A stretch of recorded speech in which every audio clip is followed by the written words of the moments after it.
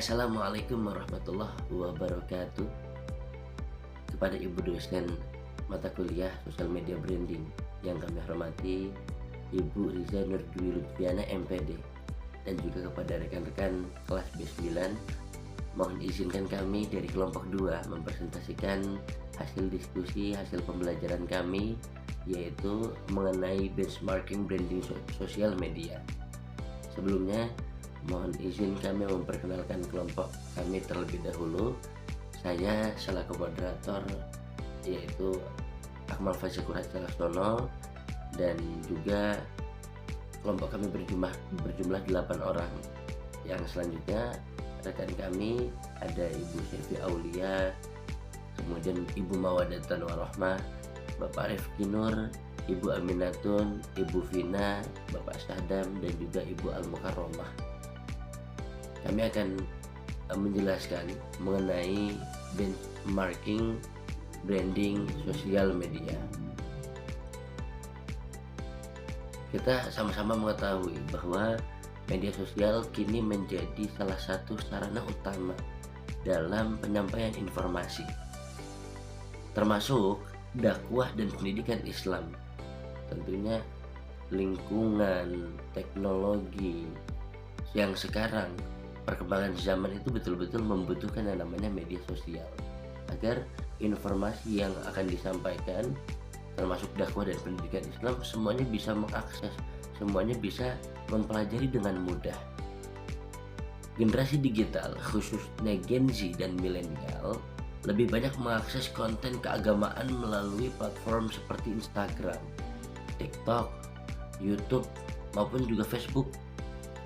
Tantangan utamanya adalah bagaimana mengemas branding pendidikan agama Islam agar relevan dengan kebutuhan audiens tanpa meninggalkan nilai-nilai Islam.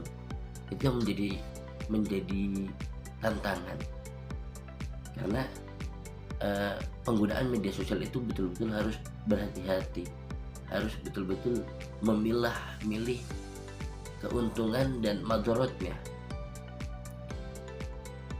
Mengenai benchmarking merupakan proses perbandingan strategi dengan pihak lain yang dianggap lebih unggul untuk mendapatkan gambaran praktik terbaik, best practice. Dengan melakukan benchmarking branding media sosial, pengelola akun PAI dapat menyesuaikan strategi konten, gaya komunikasi, hingga membangun persona digital yang sesuai dengan kebutuhan audiens. Itu pendahuluan yang bisa saya sampaikan. Kemudian materi berikutnya akan dilanjutkan oleh rekan kami. Monggo disilahkan.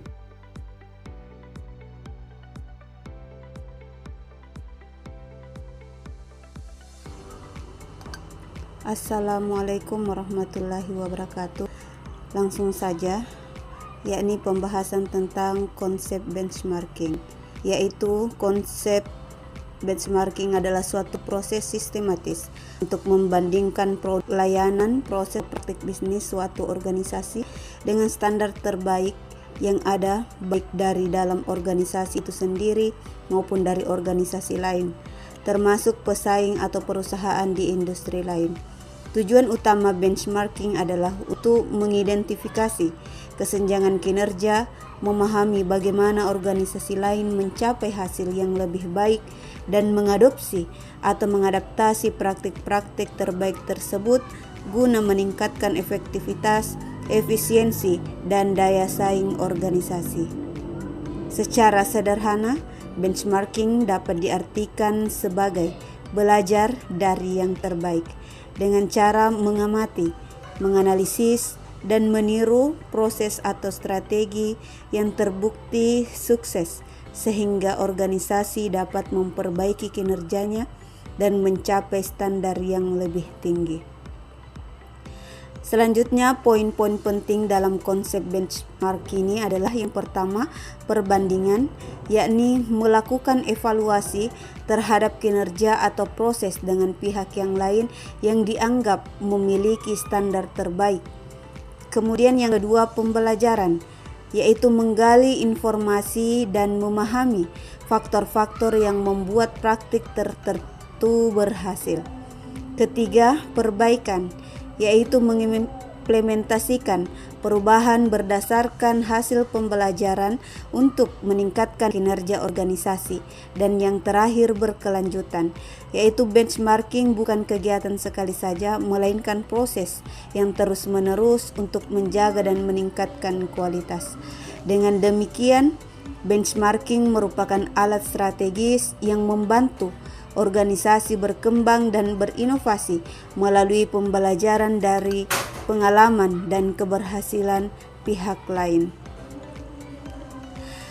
Jenis-jenis benchmarking ini, yang pertama, competitive benchmarking, adalah proses membandingkan produk layanan atau proses bisnis suatu perusahaan dengan pesaing langsung di pasar yang sama. Tujuannya adalah untuk mengidentifikasi keunggulan dan kelemahan relatif terhadap kompetitor utama sehingga perusahaan dapat mengembangkan strategi yang lebih efektif untuk meningkatkan daya saing. Kemudian yang kedua, functional benchmarking, berfokus pada fungsi atau proses tertentu dalam organisasi tanpa harus membatasi perbandingan pada pesaing langsung. Contohnya itu membandingkan strategi konten video yang digunakan oleh berbagai perusahaan, baik dari industri yang sama maupun berbeda. Kemudian yang ketiga, generic benchmarking, yaitu melibatkan perbandingan praktik bisnis yang bersifat umum dan dapat diterapkan di berbagai industri. Kemudian yang keempat, internal benchmarking, adalah proses membandingkan kinerja, proses atau praktik antar unit, departemen atau cabang dalam satu organisasi yang sama. Tujuannya adalah untuk mengidentifikasi unit yang memiliki kinerja terbaik, memahami faktor-faktor menyebabkan keberhasilan tersebut sehingga dapat diterapkan di unit lain. Misalnya, sebuah perusahaan dengan beberapa cabang dapat membandingkan efektivitas penjualan dan kepuasan. Dari keempat jenis benchmarking ini memiliki fokus dan tujuan yang berbeda. Namun semuanya bertujuan untuk meningkatkan kinerja organisasi melalui pembelajaran dari praktek terbaik. Dengan memilih jenis benchmarking yang tepat kebutuhan, perusahaan dapat mengidentifikasi peluang perbaikan, mengadopsi inovasi, dan memperkuat sumber pasar. Relasi dengan pendidikan memerlukan branding media sosial yang agar pesan Islam bisa tersampaikan dengan bahasa yang dekat dengan generasi muda. Nilai-nilai seperti kejujuran, kesederhanaan, manfaat, dan keteladan berintegrasi dalam branding digital. Benchmarking membantu lembaga AI memilih strategi konten Islam yang relevan dan efektif.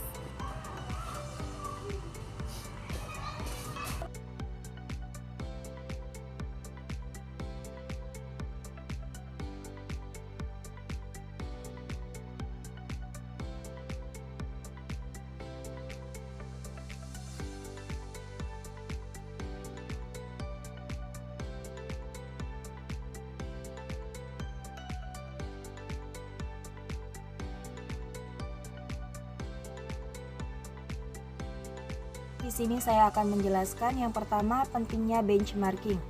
Benchmarking membantu lembaga PAI tahu sudah sejauh mana posisi branding digitalnya. Dari sini kita bisa melihat tren, mengenali apa yang kurang, dan memperbaiki strategi penyampaian dakwah agar lebih relevan dengan audiens. Yang kedua adalah tahapan benchmarking. Ada 5 langkah utama yang harus dilakukan. Yang pertama adalah perencanaan. Dalam perencanaan kita akan menentukan tujuan, pilih pesaing, dan tentukan platform. Yang kedua, pengumpulan data. Amati konten, interaksi, dan performa akun pesaing. Yang ketiga, analisis. Bandingkan hasilnya, bisa dengan metode SWOT. Yang keempat, implementasi. Terapkan strategi yang sesuai kebutuhan PAI.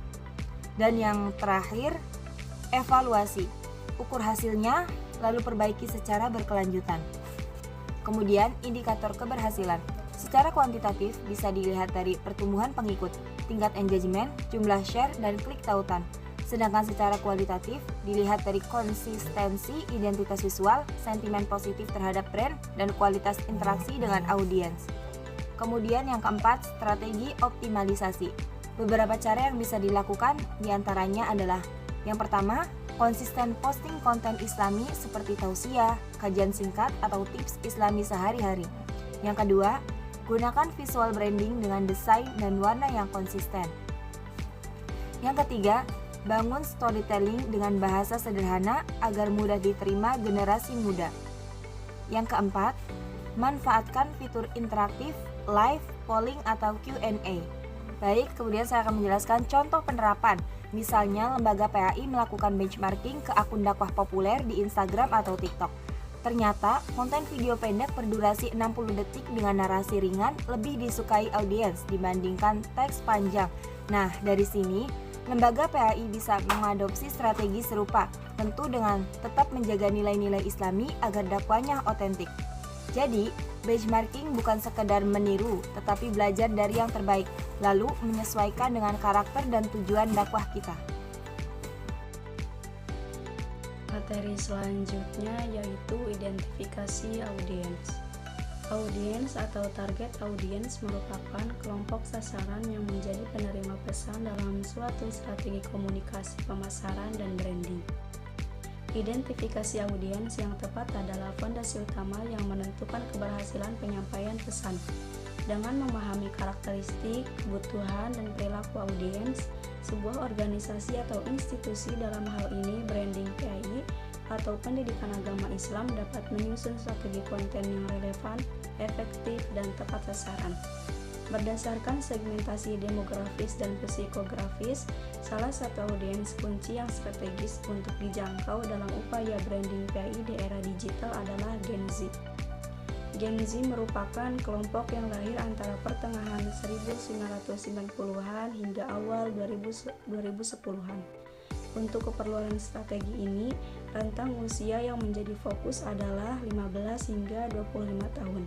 Kelompok ini dikenal sebagai digital native sejati karena telah terpapar teknologi internet dan gadget sejak lahir.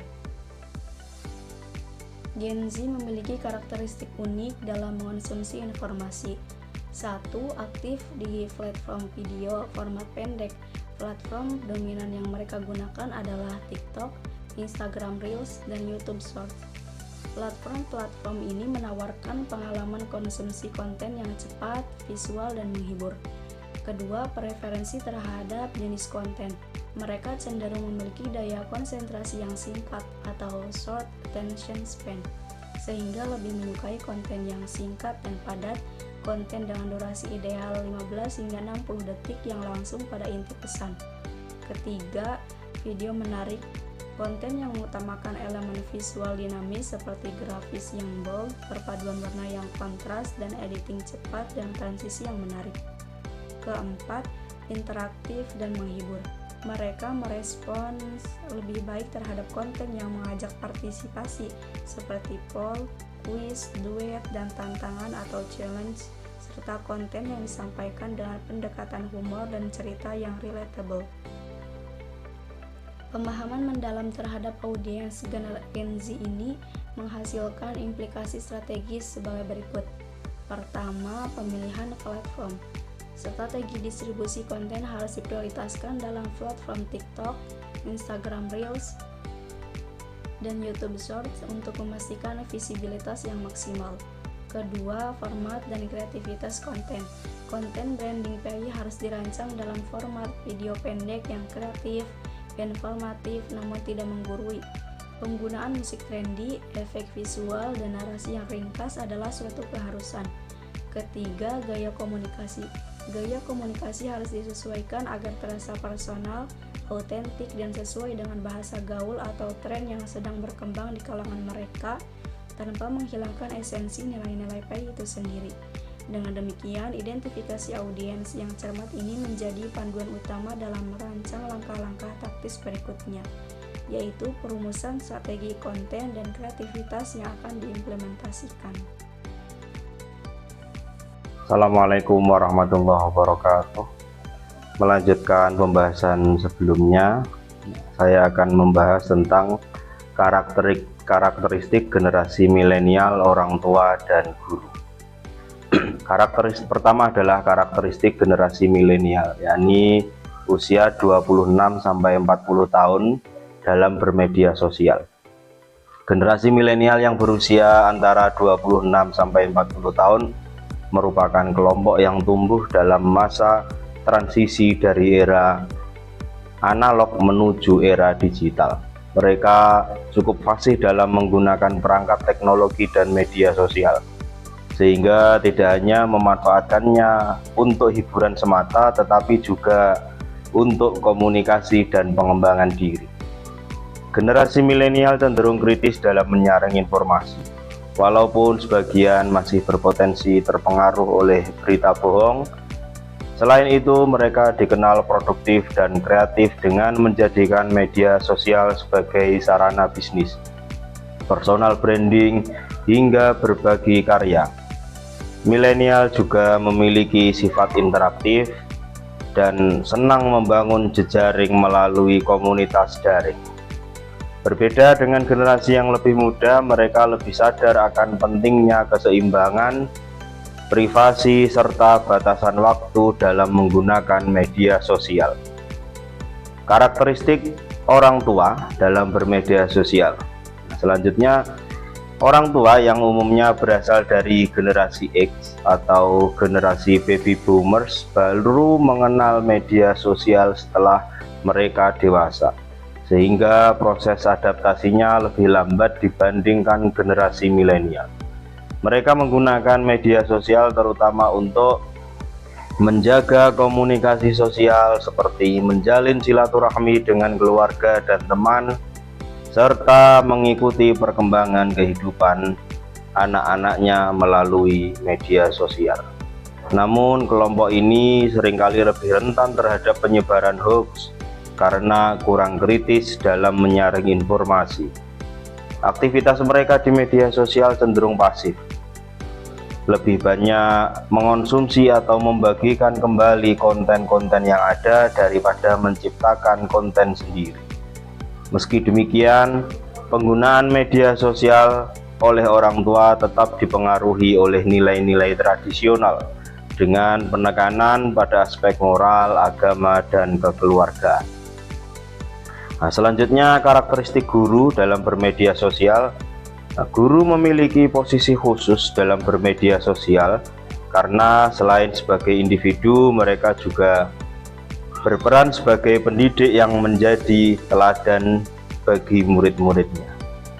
Media sosial bagi guru sering dimanfaatkan untuk berbagi materi pembelajaran, berkomunikasi dengan siswa maupun rekan sejawat, serta mendukung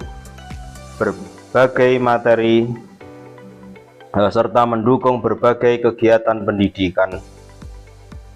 Setiap unggahan yang mereka buat agar tidak menimbulkan kesan negatif atau menurunkan wibawa. Mereka juga berfungsi sebagai penghubung antar generasi, menjembatani siswa yang lebih muda dengan orang tua yang lebih senior melalui pemanfaatan teknologi digital. Lebih jauh, guru memiliki peran yang sangat penting dalam literasi digital, yakni mendidik dan membimbing siswa maupun masyarakat agar mampu menggunakan media sosial secara bijak, sehat, dan bermanfaat.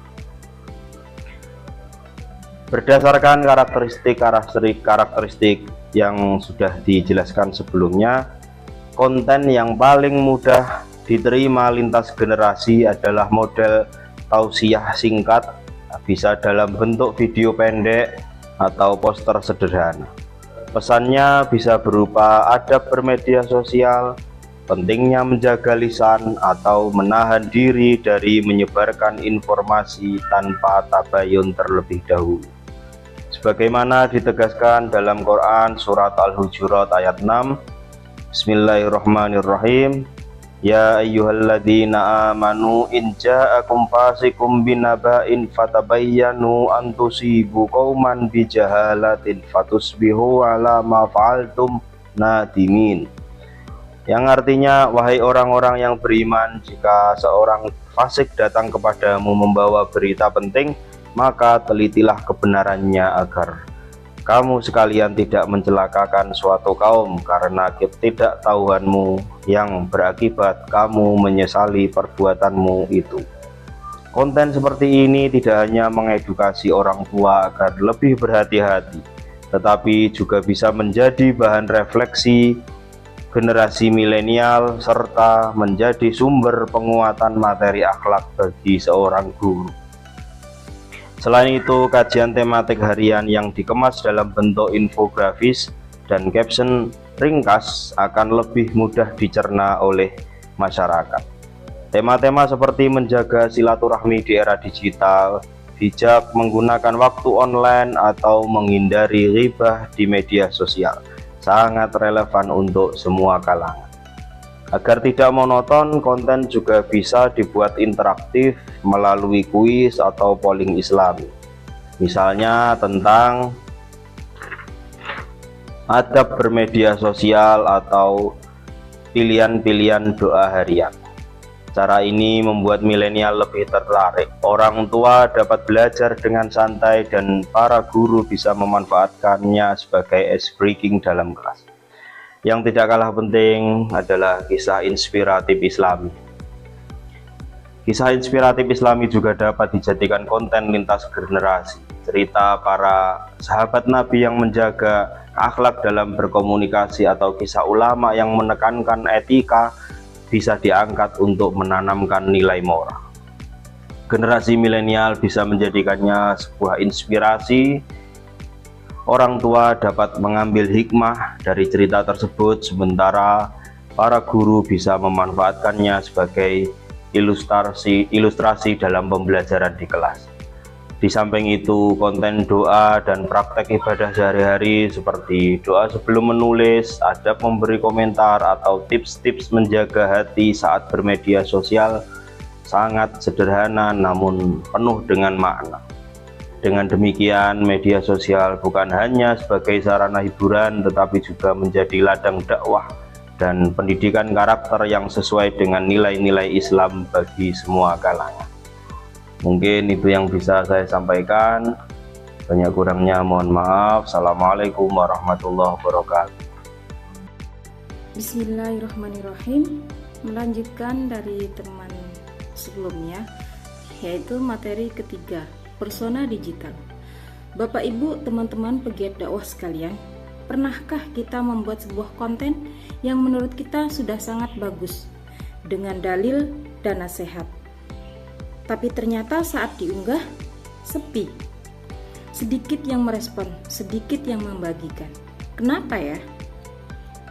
Mungkin jawabannya sederhana. Kita sudah punya pesan yang baik, tapi kita belum benar-benar kenal dengan siapa kita berbicara di dunia maya ini. Nah, disinilah kita akan membahas sebuah alat yang sangat ampuh, yaitu persona digital. Bayangkan, kita sedang membuat sebuah karakter untuk sebuah cerita. Karakter ini kita beri nama usia, pekerjaan. Bahkan kita bayangkan apa saja kesukaan dan keresahan hidupnya. Karakter inilah yang mewakili ratusan, ribuan, bahkan jutaan audiens kita di luar sana. Ini lebih dari sekedar data seperti wanita usia 25-35 tahun. Persona membuat kita menyelami lebih dalam. Apa yang membuat mereka tersenyum? Apa yang membuat mereka cemas di malam hari? Di aplikasi apa jari mereka paling sering menari? Dalam konteks branding PAI, persona adalah jembatan untuk memahami sebuah emosional, gaya hidup, dan preferensi audiens dakwah kita. Dengan mengenal mereka, pesan yang kita sampaikan bisa terasa seperti obrolan seorang teman, bukan ceramah satu arah. Agar lebih mudah dipahami, mari kita berkenalan dengan 3 contoh persona digital yang mungkin menjadi target audiens konten PAI kita. Mereka adalah Aisyah, Fahri, dan Bu Siti. Yang pertama, kenalkan, ini Aisyah, usianya 20 tahun. Aisyah adalah seorang mahasiswi, dunianya serba cepat, visual, dan penuh tren. Waktunya banyak dihabiskan di kampus dan kafe. sambil scrolling TikTok dan Instagram. Apa yang Aisyah cari?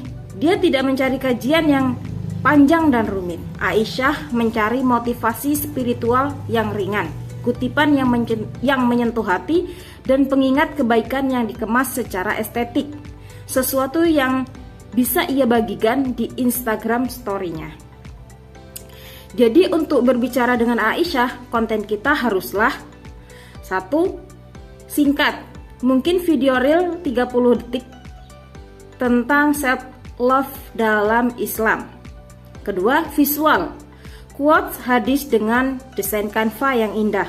3. Relatable, membahas isu-isu yang dekat dengan dunianya seperti insecure, pertemanan, atau mencari tujuan hidup. Yang kedua, mari kita bertemu dengan Fahri, usianya 30 tahun. Fahri adalah seorang profesional muda yang sibuk. Pagi sampai sore waktunya habis untuk bekerja, tapi semangatnya untuk belajar agama sangat tinggi. Dia tidak lagi puas dengan konten-konten permukaan. Di mana kita bisa menemukan Fahri? Biasanya dia membuka YouTube saat istirahat makan siang atau dalam perjalanan pulang sambil mendengarkan podcast kajian. Fahri mencari konten yang substansial, mendalam, dan logis. Konten yang ia menarik perhatian Fahri adalah yang pertama, kajian tematik. Video berdurasi 15-20 menit yang membahas satu topik secara tuntas, misalnya konsep rezeki dalam Al-Quran. Yang kedua, podcast wawancara, diskusi dengan ustadz atau intelektual muslim tentang isu-isu kontemporer. Yang ketiga, konten praktis, penjelasan fikih muamalah yang relevan dengan dunia kerjanya. Dan yang terakhir, ada ibu panutan kita, Bu Siti. Usianya 40 tahun. Bu Siti adalah seorang ibu rumah tangga. Pusat dunianya adalah keluarga dan anak-anak. Platform digital utamanya adalah Facebook dan grup-grup WhatsApp, tempat ia terhubung dengan teman-teman pengajian dan keluarga besar. Apa kebutuhan Bu Siti? Dia mencari konten parenting Islami yang praktis. Keresahan terbesarnya adalah bagaimana mendidik anak di zaman digital ini agar tetap berpegang pada nilai-nilai agama. Dia butuh tips yang bisa langsung diterapkan.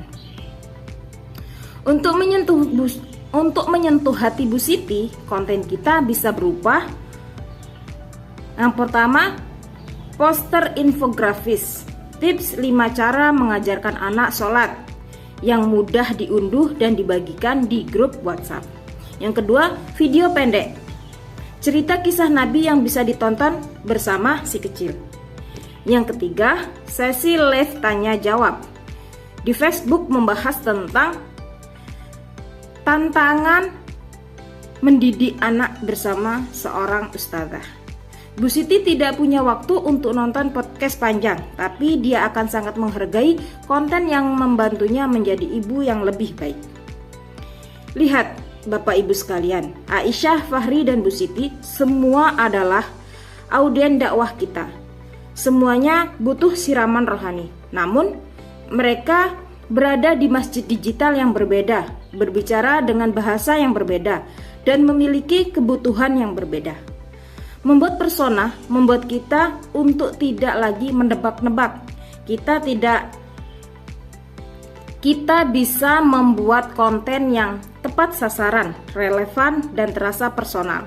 Dakwah kita menjadi lebih strategis dan insya Allah lebih efektif dalam menyentuh hati setiap segmen audien kita. Jadi pertanyaan selanjutnya adalah, siapa persona audiens kita? Mari kita mulai memikirkan bersama. Terima kasih.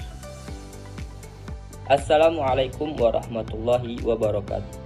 Saya M. Syahdam akan melanjutkan pembahasan materi mengenai benchmarking praktis. Kita tahu bahwa di era digital saat ini, keberhasilan branding pie tidak cukup hanya dengan membuat konten saja, tetapi kita juga harus melakukan benchmarking, yaitu membandingkan strategi kita dengan pihak lain yang telah sukses. Tujuannya untuk mencari inspirasi ataupun melakukan perbaikan terhadap kesalahan dan kekurangan yang ada. Benchmarking adalah suatu proses mengamati, menilai, dan membandingkan praktik terbaik dari akun atau lembaga lain. Dalam branding PAI, benchmarking bisa kita lakukan dengan melihat akun dakwah atau lembaga pendidikan Islam ataupun tokoh-tokoh agama yang aktif di media sosial. Tujuannya bukan hanya untuk meniru mereka, tetapi kita bisa mengambil pelajaran dari keberhasilan yang telah mereka capai. Adapun langkah-langkah kita dalam melakukan benchmarking praktis, yaitu dengan cara mengidentifikasi role model. Kita bisa memilih 2-3 media sosial dakwah atau lembaga pendidikan yang sukses, misalnya akun dakwah kreatif di TikTok, Instagram, ataupun YouTube dan yang lain-lainnya, seperti akun Gus Baha atau akun dakwahnya Ustadz Adi Hidayat atau Habib Husain Ja'far dan yang lain-lain. Setelah itu kita analisis konten tersebut. Kita amati jenis konten yang telah mereka buat, video pendek, podcast, ataupun infografis. Kita bisa perhatikan tema-tema yang paling banyak mendapatkan respon dari audiens. Setelah itu, kita juga bisa memperhatikan jumlah like, komentar, dan share. Dari situlah kita bisa tahu konten apa yang paling efektif dalam menarik perhatian audiens. Kemudian kita bisa juga perhatikan branding visual, melihat konsistensi desain, logo, warna, ataupun gaya bahasa. Misal, ada akun yang selalu menggunakan warna khas Islami atau kutipan Al-Quran dalam setiap postingannya. Yang terakhir, kita ambil dan adaptasi. Dari hasil pengamatan kita bisa mengambil ide-idenya lalu menyesuaikan dengan identitas PAI. Misal, kita akan membuat video singkat tentang keutamaan sholat dengan gaya storytelling modern yang disukai oleh Gen Z saat ini. Sebagai contoh, jika ada akun dakwah yang sukses dengan konten Islami, maka di PAI kita juga bisa membuat konten tersebut dengan fokus pada materi pembelajaran. Misal dengan cara membuat tips menghafal Al-Quran, kisah sahabat-sahabat Nabi, atau motivasi belajar Islami. Benchmarking ini membantu kita membuat konten yang relevan, tidak monoton, dan lebih dekat dengan kebutuhan audiens saat ini. Jadi, benchmarking praktis itu adalah cara cerdas untuk kita belajar dari keberhasilan orang lain. Dengan benchmarking, sosial media branding PAI bisa lebih efektif, inovatif, dan sesuai dengan perkembangan zaman. Baik, terima kasih. Assalamualaikum warahmatullahi wabarakatuh. Kesimpulan, benchmarking atau branding media sosial PAI merupakan langkah penting untuk memastikan pesan dakwah dan pendidikan Islam tersampaikan secara efektif di era digital. Dengan melakukan perbandingan terhadap akun dakwah atau lembaga yang sukses, pengelola PAI dapat memperbaiki identitas visual, strategi konten, dan cara berinteraksi dengan audiens. Hal ini membantu menciptakan citra yang konsisten sekaligus menarik, sehingga pesan dakwah lebih mudah diterima oleh generasi digital tanpa menghilangkan nilai-nilai Islam. Identifikasi audiens dan pembuatan persona digital juga menjadi kunci keberhasilan strategi ini. Dengan memahami kebutuhan dan kebiasaan setiap segmen, Gen Z, milenial, hingga orang tua dan guru, konten dapat dikemas lebih relevan, interaktif, dan inspiratif. Perpaduan antar kedalaman ilmu, kreativitas konten, dan pendekatan akan meningkatkan engagement, memperluas jangkauan dakwah, serta memperkuat branding PAI sebagai sarana pendidikan yang modern inklusif, dan ramah bagi semua kalangan. Demikian dari kami. Assalamualaikum warahmatullahi wabarakatuh. Terima kasih.